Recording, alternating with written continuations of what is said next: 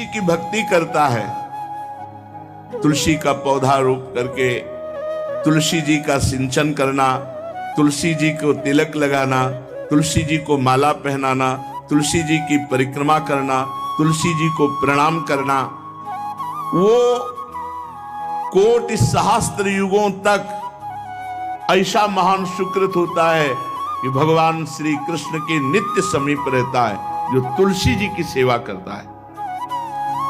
जब तक मनुष्य की लगाई हुई तुलसी की शाखा प्रशाखा बीज पुष्प सुंदर दल से तुलसी जी सुशोभित होती है, तब तक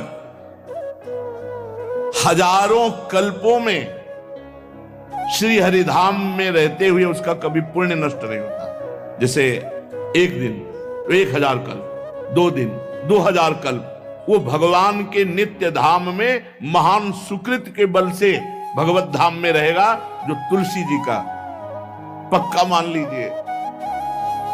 जब स्वयं में से तो तुलसी जी रोपण करके तुलसी जी का एक वन लगाया और रोज नवीन नवीन मंजरी तुलसी दल लेकर प्रभु के चरणों में, कहीं न कहीं तुलसी जी की कृपा हुई। वृंदावन, ये वृंदा अधिष्ठात्री देवी वृंदावन की है, इनकी कृपा के बिना।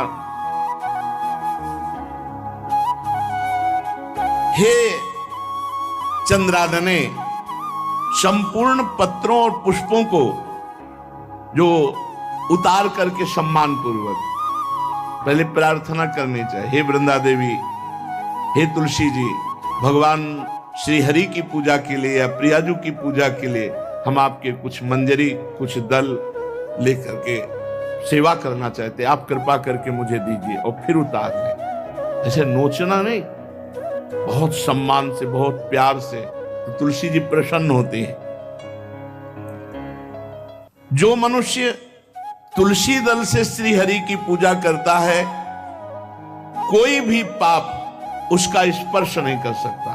पूर्व में किया हुआ कोई भी पाप उसको दंड नहीं मिलेगा, जो तुलसी जी की आराधना नित्य करता है।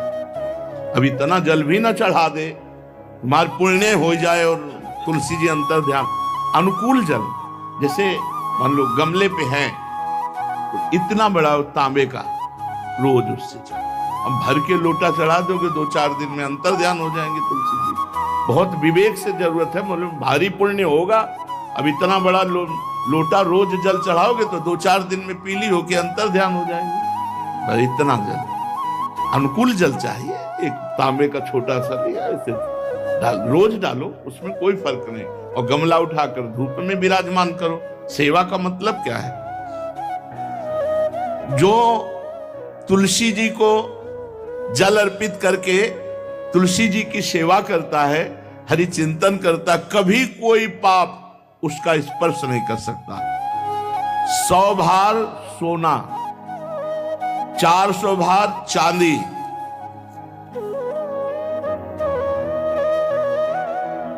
का जो दान करने का फल होता है, वो एक तुलसी दल उतार, जो अपने द्वारा लगाई हुई तुलसी दल, वो हरि के चरणों में अर्पित करो। ये 100 भार सोना और चांदी बराबरी नहीं हो सकती।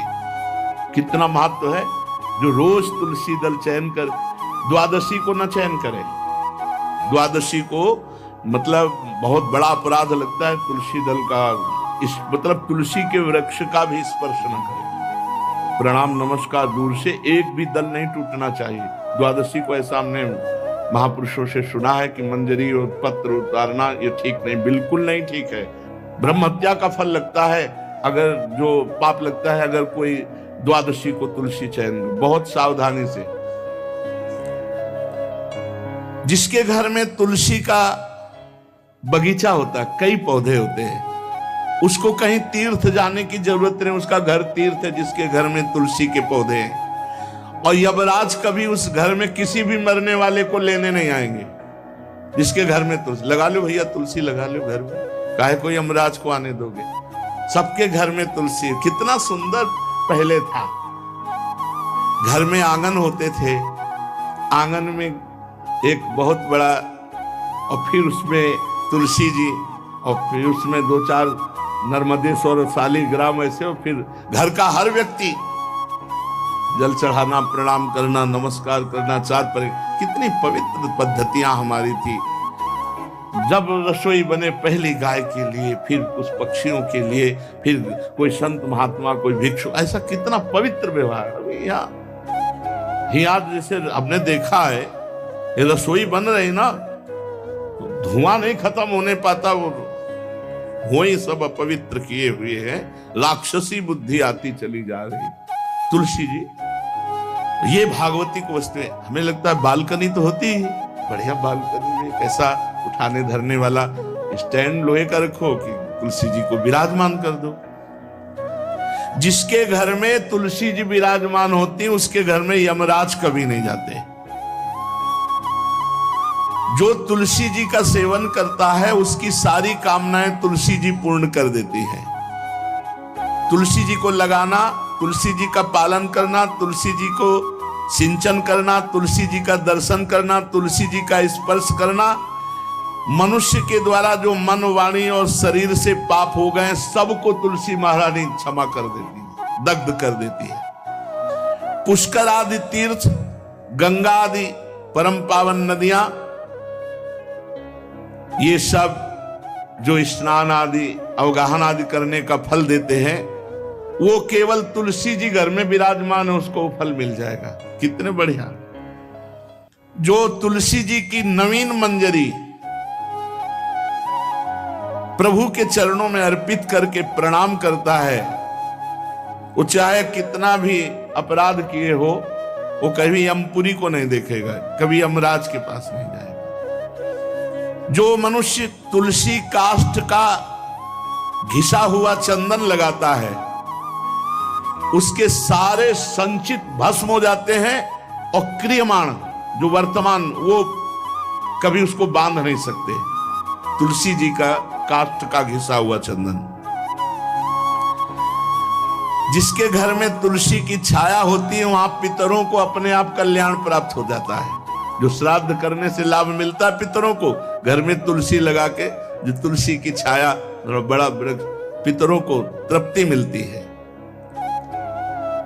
चतुर्भुज ब्रह्मा जी सारंग धनवा श्री हरि के महामहिम स्वरूप की अनुभूति करने के लिए भी कहा है कि तुलसी जी का महान महात्म्य है। अगर तुलसी जी का सेवन करे तो भगवान श्री हरि की महिमा को जान जाएगा। स्त्री हो या पुरुष, पुरुष नपुंसक नारीवा जीव चराचर कोय, सर्व भाव भज कपट तज मोह परम प्रिय सोय। शरीर वर्दी है, हमारी पोशाक है, हम सब एक हैं, आत्मस्वरूप हैं, कुछ अलग नहीं है। शरीर केवल पांच भौतिक है तो सबका पांच भौतिक है, उसमें चिन्ह है स्त्री पुरुष के, बस। इसके लिए भगवान की आराधना निषेध थोड़ी है। जो स्त्री या पुरुष श्री तुलसी जी के काष्ठ के मन के बना, जैसे छोटी कंठी या बड़ी माला धारण करता है, श्री कृष्ण उसके बस में हो जाते हैं। यह है तुलसी जी की महिमा। परम सुहाग श्री कृष्ण मिल जाते हैं, और कौन सी भी हमें उपलब्धि चाहिए। हे गोप नंदिनी, तुलसी जी का सेवन करने से श्री कृष्ण वश में हो जाते हैं।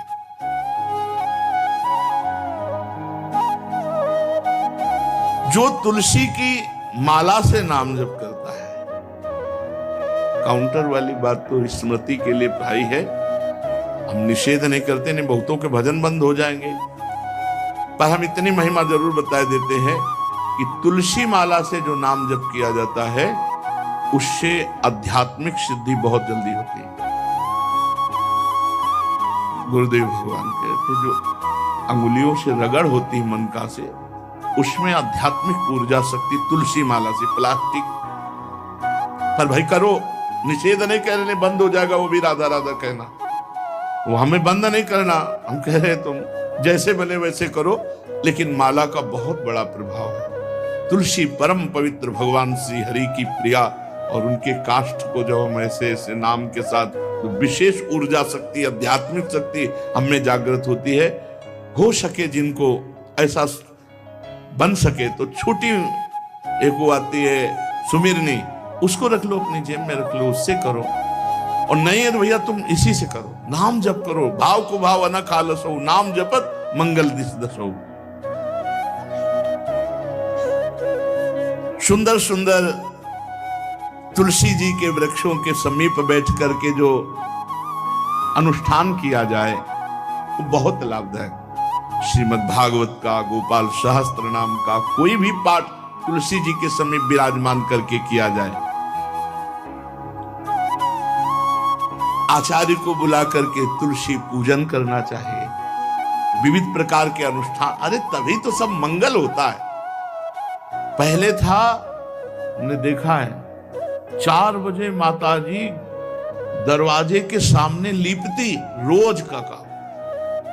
जो पुराने घरों में देहरी के आगे आके 4 बजे लीप करके वहां अपना चौक पूर के दीपक जला, क्या पवित्रताएं थी, क्या मंगल था।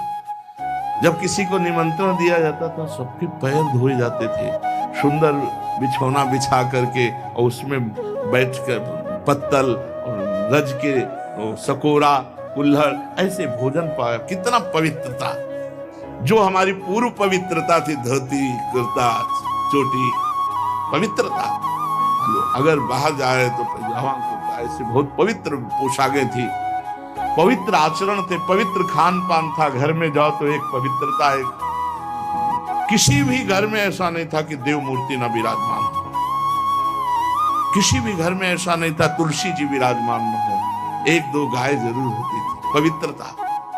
अब तो बड़ा विचित्र, ये भारतीय गौएं जो श्वेत रंग की, जो अरुण रंग की, जो सींग वाली हैं, वो उनका आप दुग्ध देखिए, दूह कर रख दीजिए, स्वर्णिम कांति छाई मिलेगी। ये हमारी भारतीय पद्धति, ये हविष्यान्न, इससे देवताओं का, भगवान का, सबका अभिषेक पूजन होता है। शुद्ध गाय जो हमारी भारतीय है, तीला है उसके जैसे निकला हुआ, वो भगवान ने सेवा की है। हमारे गोविंद भगवान का नाम ही गोविंद, गौओं के इंद्र।